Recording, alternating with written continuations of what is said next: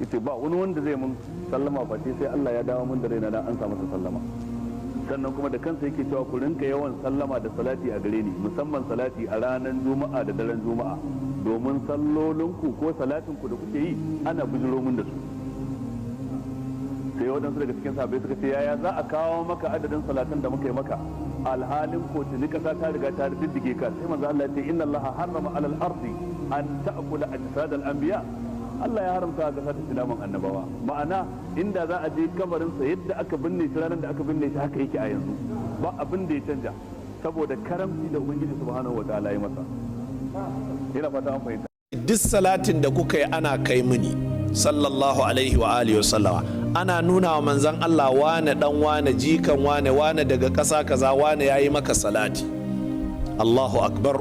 Qalu ya rasulullah, sahabbai suka ce wa kaifa tu'radu salatuna alayka wa qad armaita, ta ya za a kai maka salatanmu bayan ka rididdige a ƙasa, ka riɓe ka narke ka bi ƙasa. faƙala sai manzan Allah sallallahu alaihi wa sallama ya ce inna Allah harrama alal ardi an ta'kula ajsadal anbiya. Kun yi kuskure, ai Allah ya haramta wa ƙasa ta ci jikin annabawa. Jikin annabawa baya riɓewa.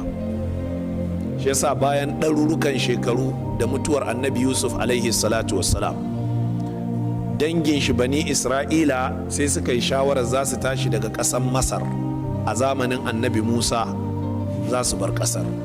To ashe shi kuma dattijo kafin ya mutu shine annabi Yusuf ya yi wasiya cewa duk ran da bani Isra'ila suka yanke shawarar za su bar kasar Masar, to aje a kwakule kabarin shi a tafi da gawar shi.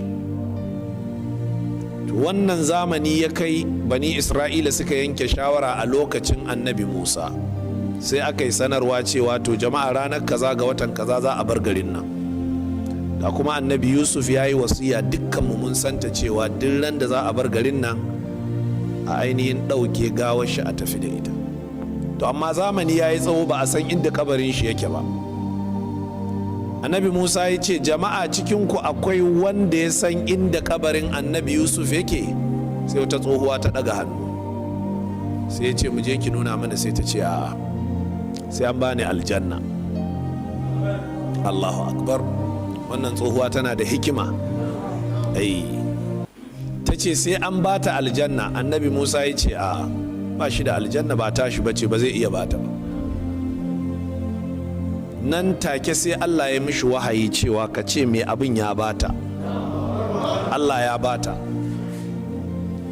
Shi yasa rashin kira aka ce